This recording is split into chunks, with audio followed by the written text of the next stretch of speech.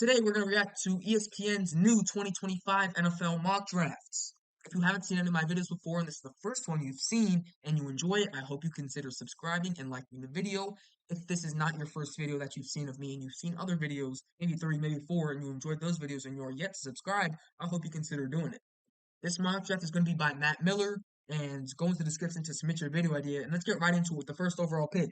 The New York Giants are going to trade to the number one pick and take Shedeur Sanders. My personal opinion for every quarterback in this draft class is that they're not top 10, top 15, maybe even top 20 prospects in the draft. That's just going to be my opinion.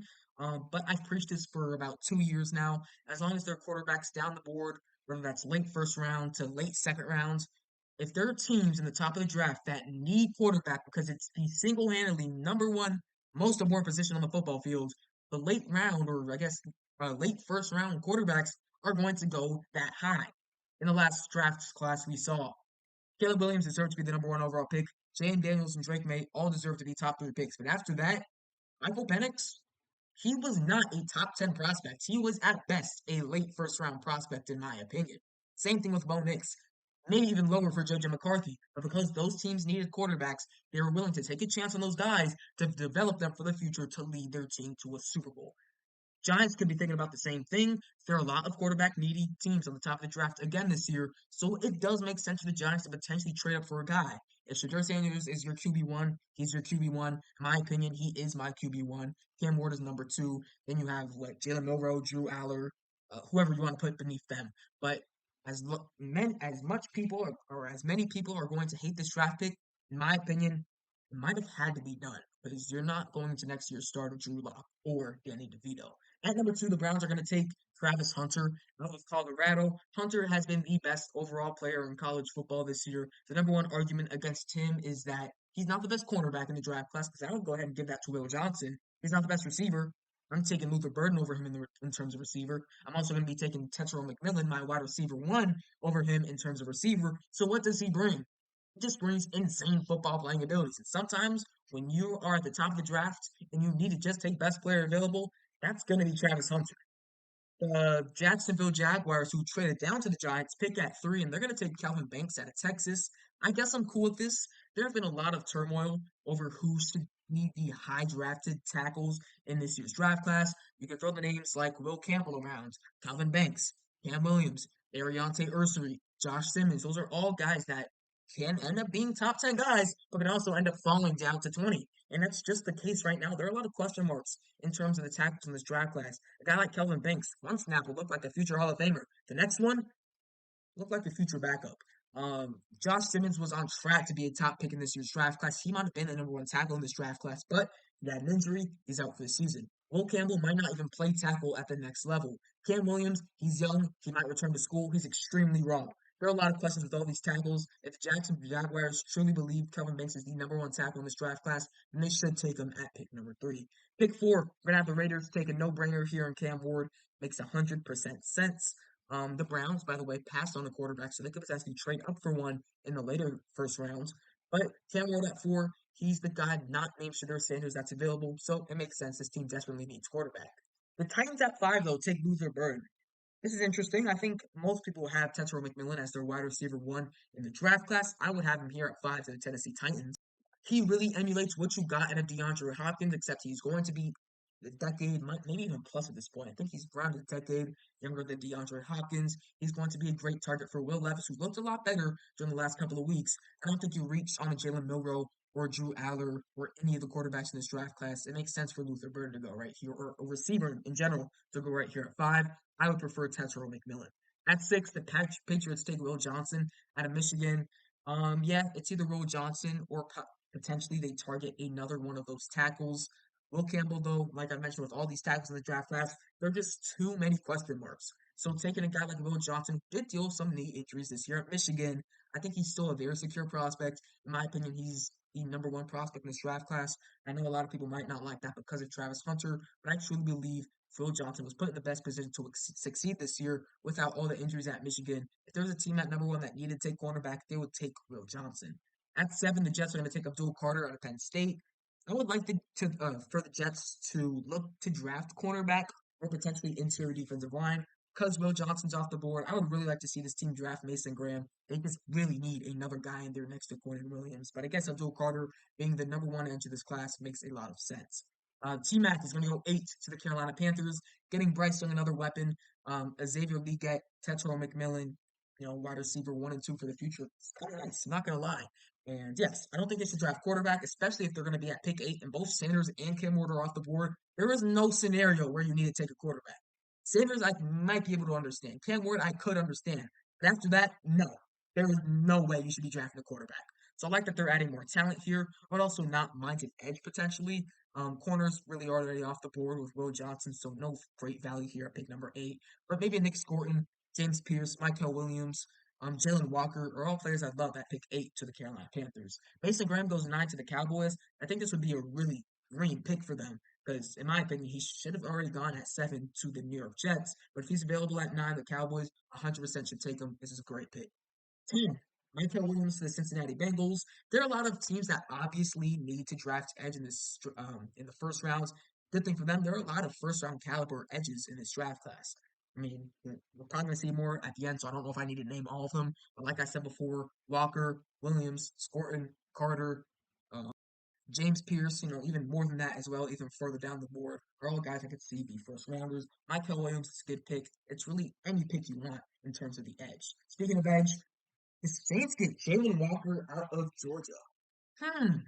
This you just don't get to see the Saints pick these versatile type defensive players where they could play multiple positions. They could line up on the edge. They could line up guarding a wide receiver. They could also line up as a free, wide-ranging linebacker. That's just kind of what Jalen Walker, minus the receiver, is able to do at the next level. I just kind of don't see the Saints drafting him just because we never draft the fun players. But hey, if we end up getting Jalen Walker, I would absolutely love that pick. We desperately need both linebacker and edge. Demario Davis, nearing 40 years old. Cam Jordan, unplayable at this point. We need more talent on the defensive side of the ball.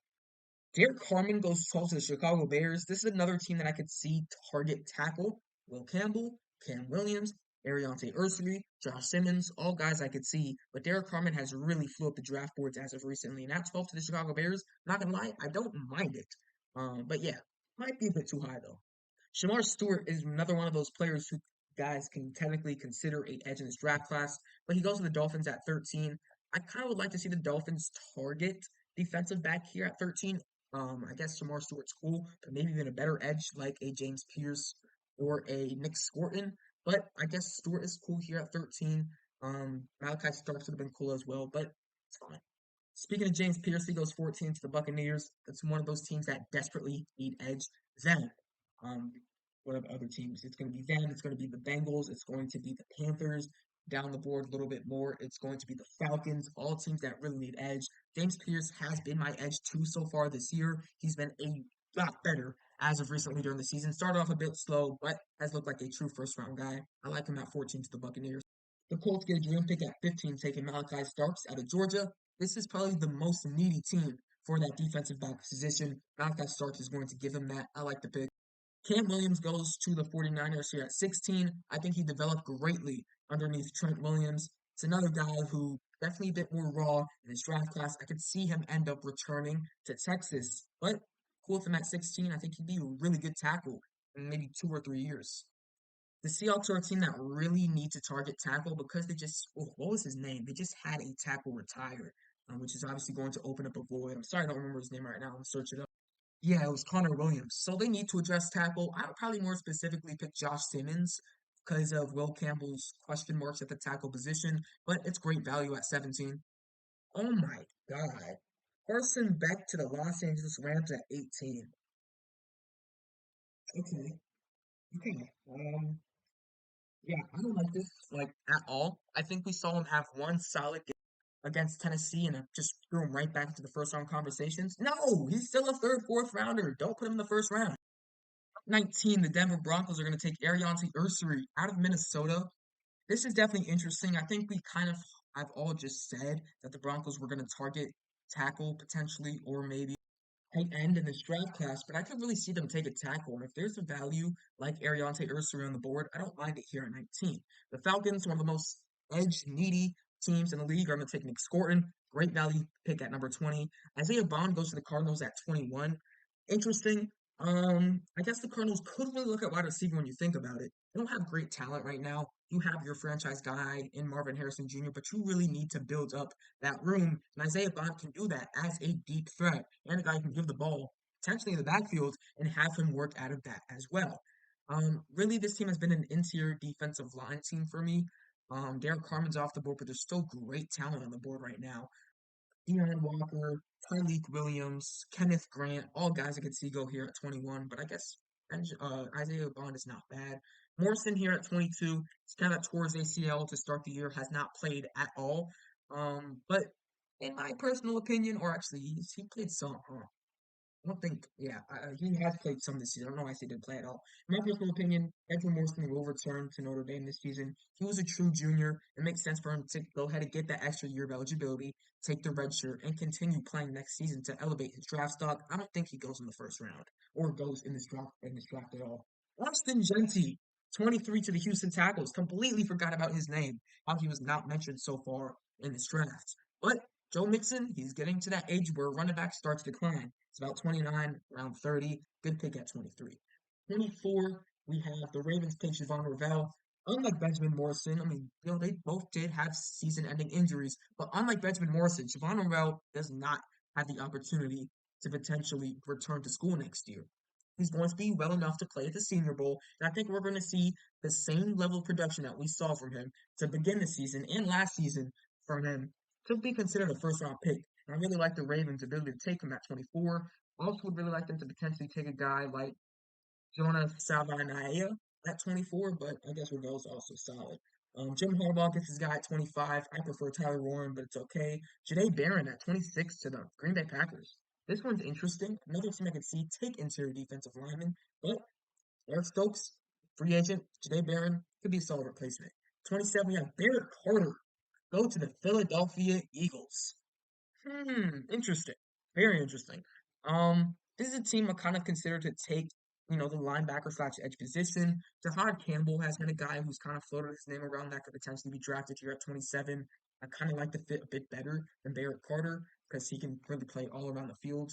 I guess if Barrett Carter has really worked his name into the first round, which I haven't personally believe he has, it's not bad to pick him at 27. But really do not see any linebackers go in the first round usually. At 28, Jalen Milroe to the Pittsburgh Steelers. Okay.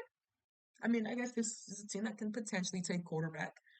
Justin Fields and Russell Wilson, if you did not know, are both free agents. And I'm going to assume that some team's going to give Justin Fields the ability to start or at least compete for a starter next year because of how solid he was to start the year for the Pittsburgh Steelers. And if Russell Wilson's good enough, maybe the Steelers will just bring him back. So if you want to have a 35-year-old Russell Wilson with Jalen Milroe behind him, that's not the worst of ideas. But this really depends on what happens in free agency, which luckily for them comes before the NFL draft. Walter Nolan, he's another one of those guys that could definitely be one of those high picks. He's been great this year for Ole Miss. He's 29 to the Vikings. Would love to see the Vikings maybe add a running back, interior defensive lineman, also cornerback. I'm cool with Walter Nolan. He might be the best value guy at 29. At 30, we have the Bills take Tyleek Williams, another team that can potentially target interior defensive linemen. I like Williams at 30. Jonas Savanaia at 31 to the Detroit Lions. I'm cool with this. I'd like to see them potentially target edge. JT Tuamiloau is on the board right now.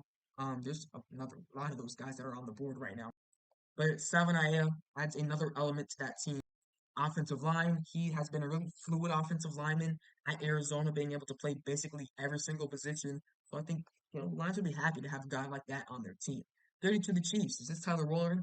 No, it's Josh Simmons. Okay, I like this. They're potentially losing Trey Smith, excuse me, in free agency, so they could look to add another tackle. I think Josh Simmons can be that guy. So that's gonna be it for the mock draft. I hope you guys enjoyed. Make sure to like and subscribe. Go into the description to submit your video idea, and I'll see you guys next time. Peace.